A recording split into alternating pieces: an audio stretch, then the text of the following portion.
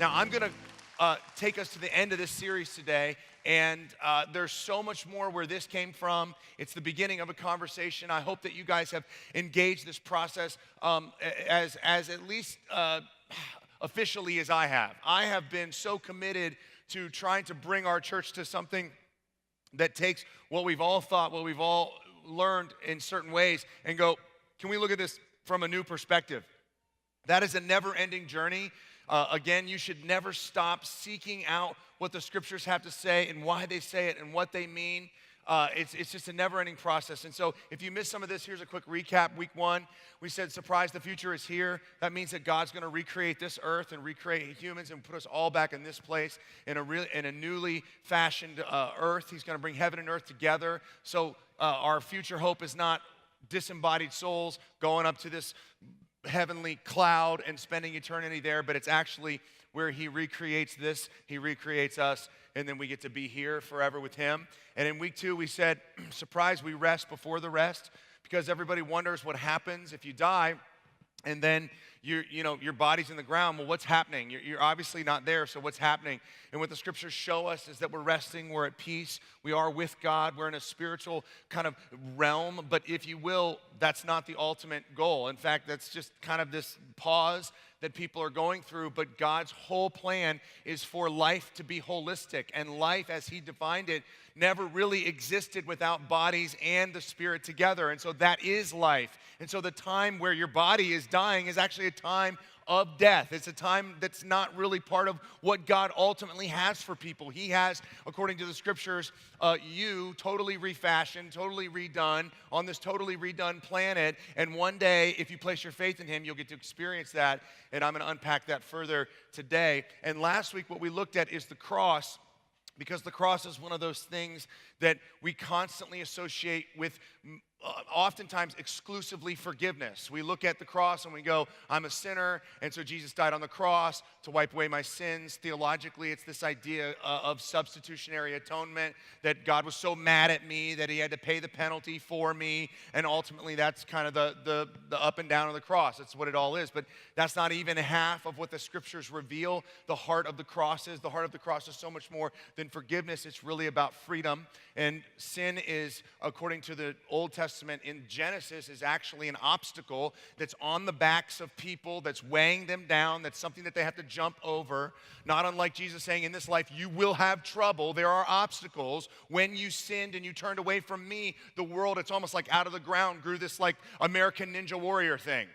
And it was like, you got to do this. You're going to have to do this, and you got to do it with a big old 20-pound vest on, and you're just going to have to do this. And ultimately, every person that goes down and through that gauntlet is going to struggle. But what Jesus came to do is not just to say, yeah, you sinners, you messed up, you did all this sinful stuff, and I got to wipe that away. He came to take that vest off, to clear that path so that you can move in freedom and live the life that God has called you to live.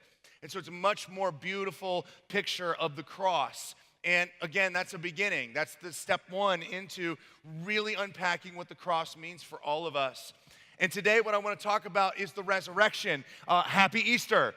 Like, this is Resurrection Sunday. And actually, as Christ followers, every single Sunday is Resurrection Sunday. In the church, there is kind of a hyper emphasis on Christmas because it's celebratory and we love to like spend time getting presents. But really, as Christ followers and in the church, the real distinctive, the thing that sets us apart is the resurrection. It's what happened that strange Sunday morning or Easter morning when Jesus rose from the dead after dying. Many would-be messiahs were born, and there are birth stories, but none of them except for Jesus stayed alive or came back to life after they were dead. All of them died, and then they stayed dead, and then Jesus is the one that came back. And that's what makes him the Messiah. That's what makes him. Now, people didn't think the Messiah would die that way. People didn't think that that would happen. They thought there was resurrection, but not at the end. But when Jesus died, after that gruesome, gorgeous cross scene, the people thought it was over. His followers thought it was over. They thought, well, if he was the Messiah and he's the king, that's all wrong. It's all wrong. It's all gone bad. There's no hope because he died. But truth is, and what we know is that something happened a couple days later that started a sequence of events that brings us into this room today. No one can argue, historians, critical scholarships, no one can argue that something radical happened that day. There are many, many arguments for the historicity and kind of the proof that this man was actually dead and did raise from the dead, based on how the stories were told, based upon who the stories were told to, based upon the kind of movements that had echoes or just shadows of a Messiah-type figure and how they totally fizzled out. And here we are today because a man did a bunch of amazing things, but ultimately he said he was God, and then he died on a cross, and he rose from the dead. And that resurrection story is the beginning. It is the thing that makes us who we are as Christ followers. The resurrection. It's all about the resurrection. The New Testament says through Paul that without the resurrection, our faith is worthless. It is in vain. And so it doesn't say that without the birth, our faith is worthless. It doesn't say that without the prophets, our faith is worthless. It doesn't say that without the creation story, our faith is worthless, or without Noah's ark, our faith is worthless. It says, as followers of Christ, there is one singular event that makes or breaks everything we do and why we do it, and that is the fact that a man who called himself Messiah died on a cross, and then 3 days later, something so radically strange and real happened. People believed they saw the man Jesus rose from the dead, and from that, they believed he was king, and they went all the way to the doorstep of the emperor of the world, the emperor of Rome, and they believed he wasn't king, but that Jesus was king. Now, no one does that, because what ultimately happened is they went and did that, and they died for it. This is one of the proofs of this thing. These men saw Jesus. These women saw Jesus. You can't walk up to someone who saw a man they knew he was crucified and rose from the dead and say, it didn't happen. And they go, yes, it did. And they go, you're going to die if you say he was the king. I don't know what to tell you. I saw him. The New Testament accounts are stories and retellings of men and women and people who engaged in a very real resurrection. And as a result of the resurrection, we have a church that celebrates Jesus. And so we have to take a moment to get re-engaged in this beautiful story. We have to take a moment to understand what it means. Now, in the New Testament, John, who was at the actual crucifixion scene and is called the Beloved, is probably one of the closest to Jesus. He was there, and he witnessed what Jesus went through. And as he kind of looks back on the life and the whole story of Jesus, he goes and retells it in the book of John, and he tells a story of what he saw, and he also tells a story of what it meant. And when you look in John chapter 1, what you see is him taking the whole creation story, the whole tabernacle story that all the Israelites went through, and mapping it over Genesis 1 into John chapter 1. And ultimately, what John is trying to do is to show you that the resurrection has some type of supernatural, power-packed impact that should dominate all of our lives, the same way that creation does. The same way that you are here today because one moment in the course of all existence, the God of everything said, I'm going to make something. I'm going to create something. I just want to make something. Has anybody known an artist, like a real artist who just has moments where they just go, ooh, I got to go. And they run away and they just paint stuff or they make stuff or they draw stuff, or maybe they do music and they just go away. At one point in all of the vast existence of all life, the God of the universe went like this, I'm going to make something. I'm going to make something. And we start to see that in Genesis chapter 1. And what we see is that God said, I want to make this place. And he breathed in, and one day he made the heavens and the earth, and he split them apart, and then one day he added this piece, and one day he added this piece, and he's painting, he's creating, he's singing, he's making something with his words. And ultimately, then he says, I want to make someone, and he makes some people that look like him and act like him and talk like him and are designed to reflect back a relationship to him so they can walk with him and know him. And he makes all that, and he says it was very good. And ultimately, what John wants us to see is that that moment marked something that changed your life. You see, you wouldn't be here if God didn't want to make something. You wouldn't be here if God didn't create something. You wouldn't be here if he wasn't an artist, a creative being, a loving being with intention for your life. You wouldn't be alive. You wouldn't breathe. You wouldn't think. You wouldn't talk to people. You wouldn't go anywhere. You would not even have anything to think about because you wouldn't have been created. And you live in that. That's a grace that God has given us, whether we recognize it or not. All of us at some point in our life, we come face with death and the things that have been given to us that are free, but we were just born into, they become compromised, and thankfulness elevates in our hearts. We start to go, ooh, this life is great. There's great, beautiful things. There's wonderful creation that I'm living around and that I am and I get to be. And what John wants you to think when he writes the story of Jesus' resurrection is he wants you to think that what God did is he spent 6 days in his workshop, and he created something beautiful, something that represents him, something that is a part of him, something that he can relate to, something that is masterfully made, something that every person would step back and go, how did he do that? And then he basically took a break, and he just took a little break, but while he was getting ready to do his next creation, he was doing some preparation. And I want you to see it that like he's in his workshop and he made a bunch of stuff and it was very good. And then right after he made it, it went wrong. And then he started to set the stage for his next work of creation. Kind of like if you're building a car and you make this first car and the car leaves the shop and then you hear about it and it got scratched or it ran off the road or it just gets old and it gets rusted. Then he goes, okay, I'm going to do something else. And he starts ordering parts on Amazon and going to Napa, and he starts building his workshop, and he gets a bigger garage, and he starts to do all this preparation. That's the nation of Israel. That's the story of the prophets. That's the story of the kings, as God is setting the stage for him to do something new, something that looks like the creation that the people saw originally. And then it says, and John wants us to know, he wants every Jewish reader, he wants every person on the planet as he is writing this story so that the world would know that Jesus is God. He wants, on the day of Jesus' resurrection, every person to know that now God is up to something again like he was in Genesis chapter 1. Look what it says in John. It says early. When? On the first day of the week.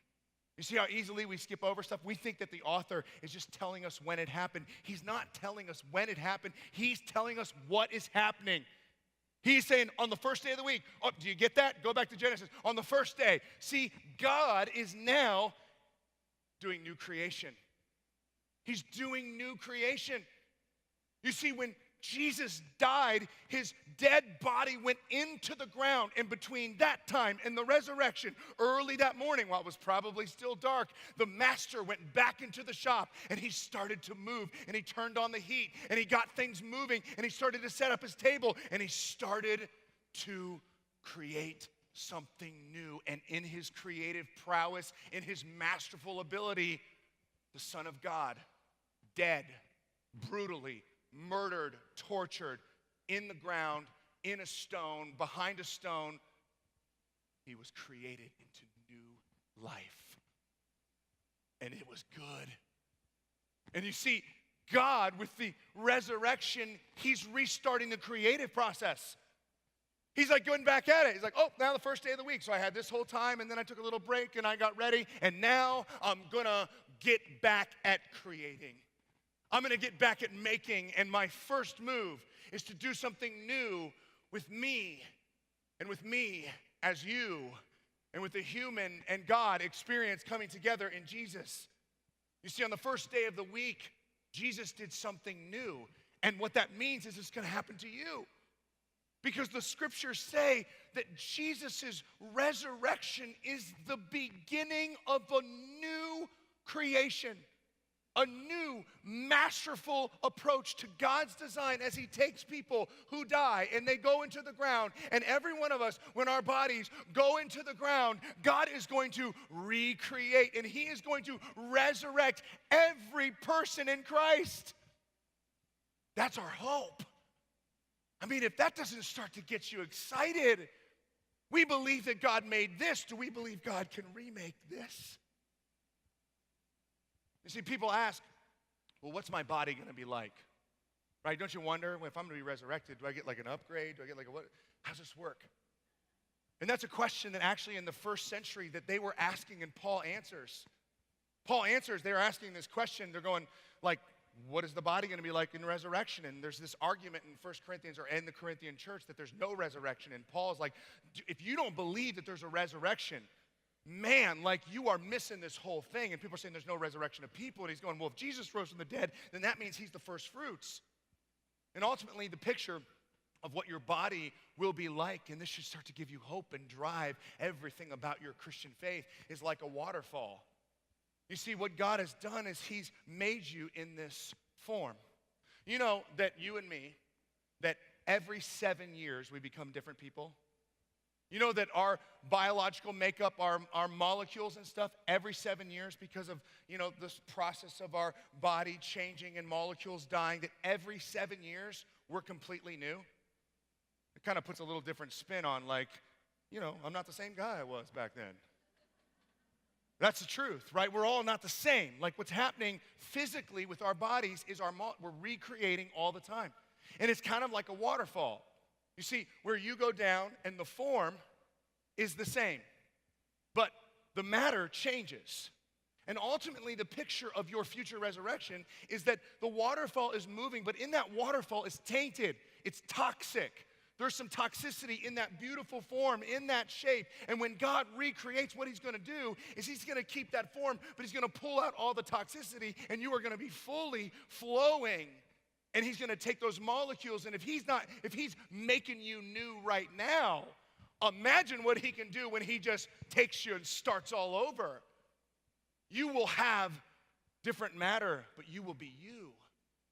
And you see, ultimately, you have to go through this process. Because what Paul says in 1 Corinthians is that right now, you have to die. You see, the picture of resurrection is even Jesus is he's likened unto a seed that goes into the ground. And unless a seed goes into the ground and dies, then it can't what? It can't become what it's designed to become. And you and I were born as a seed, but we are designed to be a flower. We're designed to become this blossom that God, it's all in there, the genetics, it's all there, and God's going to rid the bad and finish the good, and he's going to take all that it is and recreate it. Your body now is a seed. Your future body will be a flower. It will be everything it's supposed to be and more. The people in the Corinthian church, they were asking this question. Look how Paul beautifully answers. So will it be with the resurrection of the dead. Your body is the question. The body that is sown is perishable. It is raised imperishable. What are the differences? It's going to raise imperishable. You're going to raise indestructible. Wow, that's so cool. I mean, that is like the coolest thing, right? Like, just stop for a second. You're going to be indestructible. What? Huh? That's like superhero talk, man. Like, that's like Thanos. So we all die Spider-Man and we wake up Thanos. That's amazing. I'm sorry you don't know the Marvel Universe. It is sown in dishonor. It is raised in glory. What? You mean that even now at our best, we don't do justice to the beauty of God? And that when we are resurrected, we'll be us, but we will fully represent him? Wow. That's so cool. We need to get back to like what it's like to be like on the playground with our friends. Oh, you got new shoes? That's so cool. The resurrection is so cool. You come out a different person. It is sown in weakness. It will be raised in power. What? Are you telling me that even in all my strength that I'm weak compared to what I'm going to be in the resurrection? That's so cool. Everybody say, that's so cool.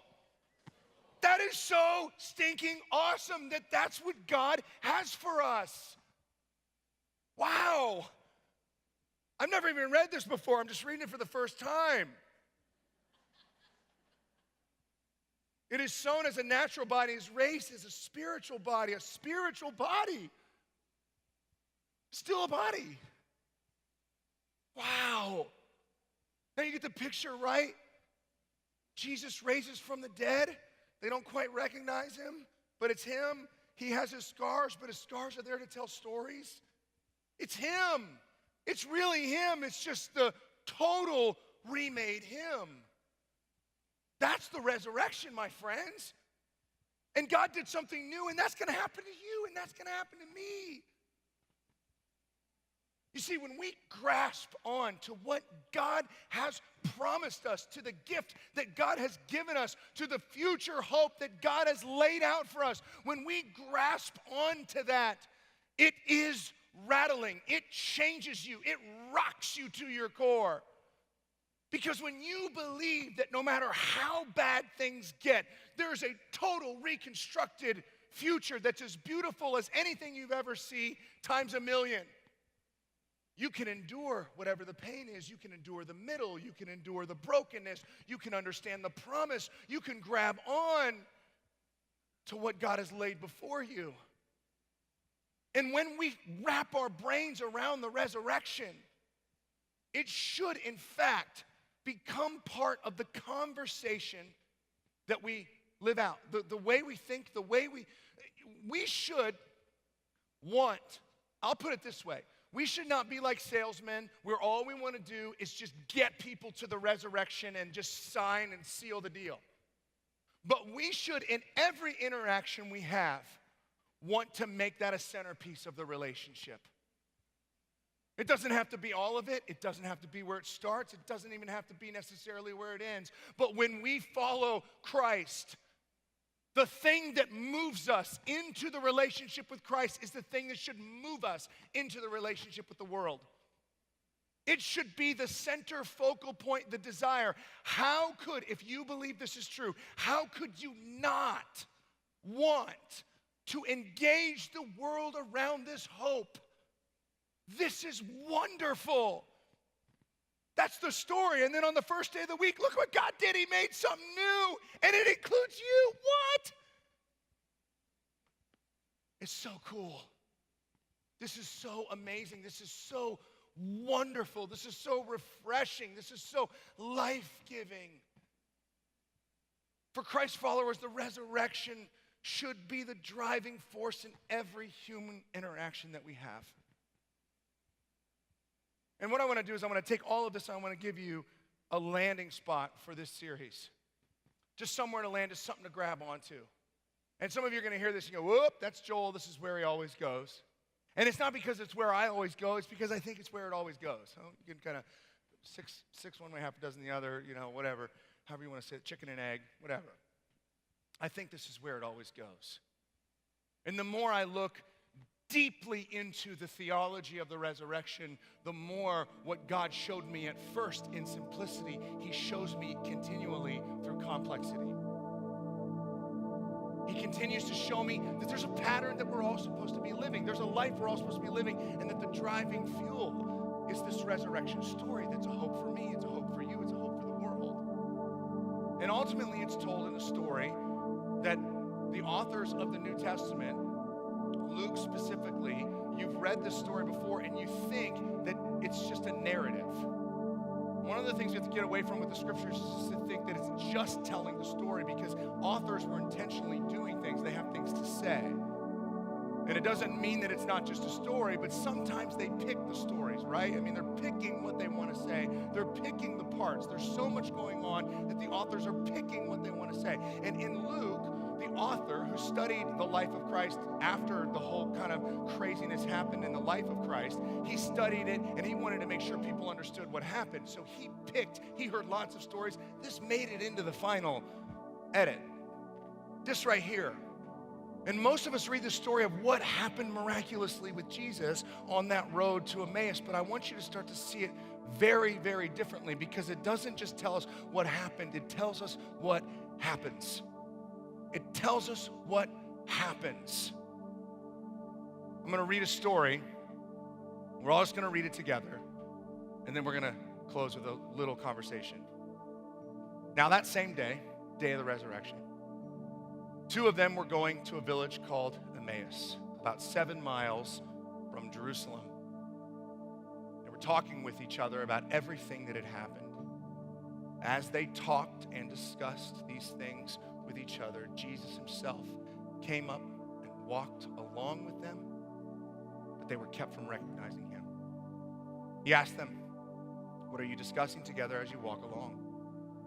They stood still, their faces downcast. One of them, named Cleopas, said, "Are you the only one visiting Jerusalem who does not know the things that have happened there in these days?" What things? I mean, talk about the epitome of playing dumb. He asked. "About Jesus of Nazareth," they replied. "He was a prophet, powerful in word and deed before God and all the people. The chief priests and our rulers handed him over to be sentenced to death, and they crucified him." Every other Messiah story stopped right there. "But we had hoped that he was the one who was going to redeem Israel. We hoped he was the Messiah. We were waiting. And what is more, it is the 3rd day since all this took place. In addition, some of our women amazed us.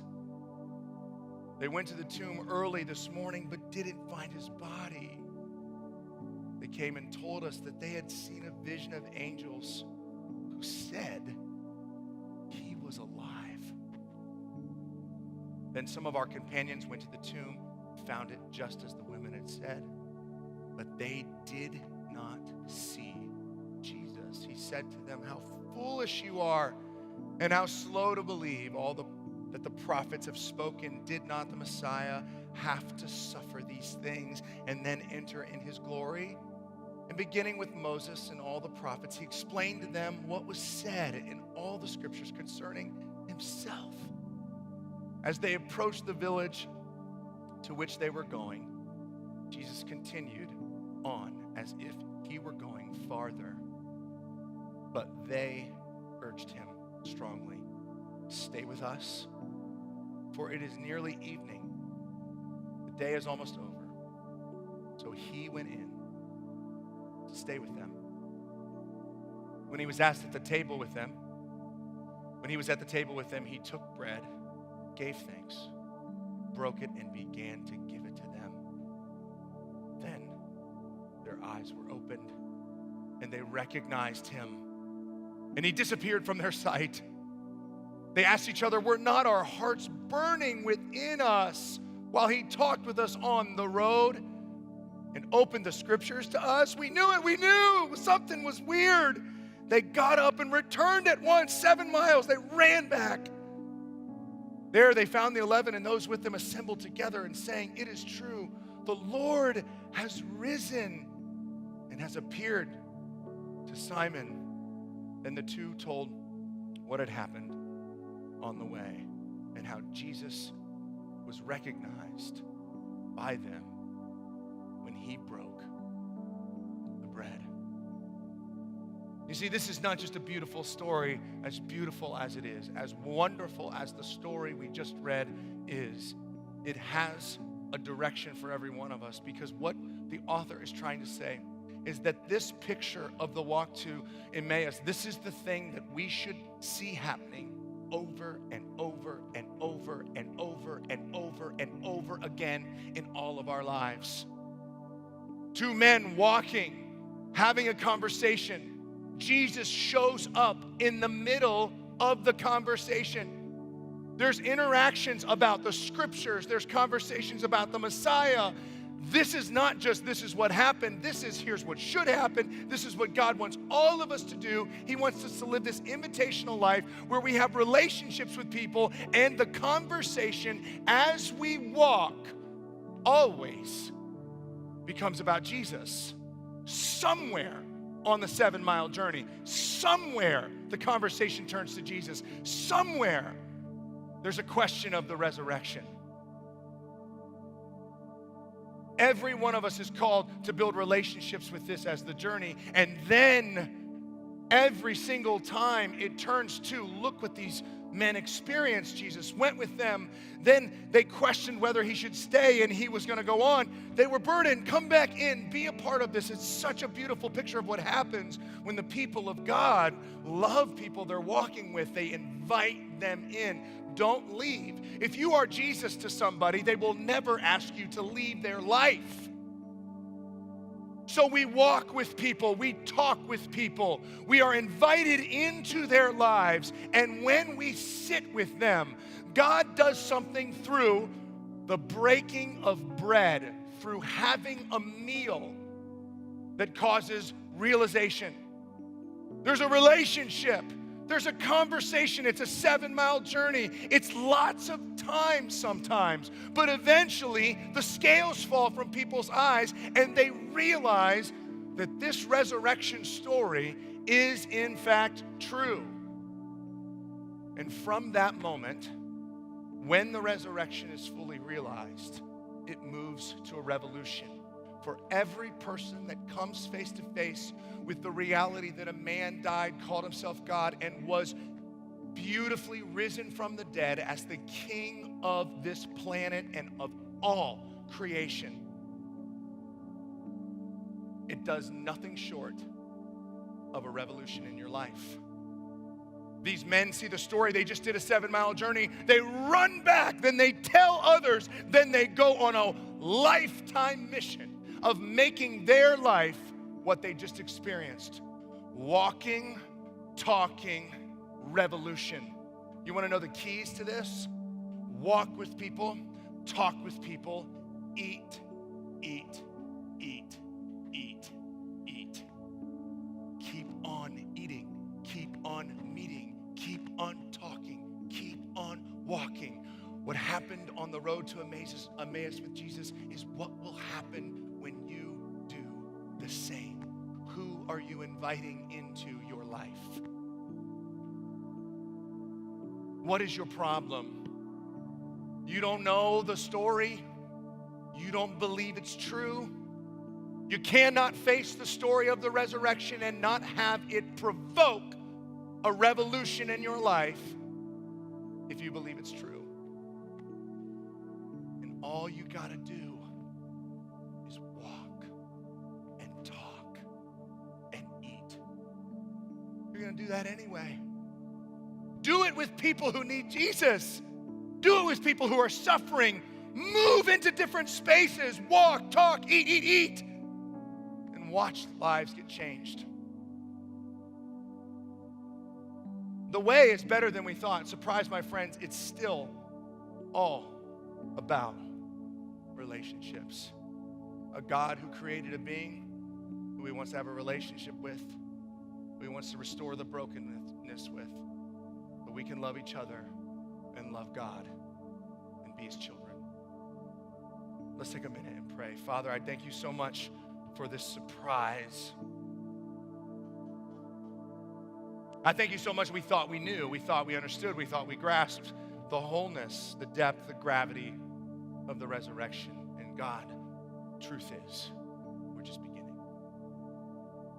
We're just beginning to peer back, to pull back the veil, to look into the marvelous story of your resurrection. And God, I pray that it would be something in our lives today that we have a moment with, that we stand, that we look at, that we have almost a confrontation with. And if there's anybody in here that doesn't know Jesus, give your life to Jesus right now. He's your hope. Your only hope. God, we thank you so much for changing the way we see the world, for changing the way we see you. We We ask you to continue to bless this place as we continue to pursue who you are and what you've done for us. In Jesus' name.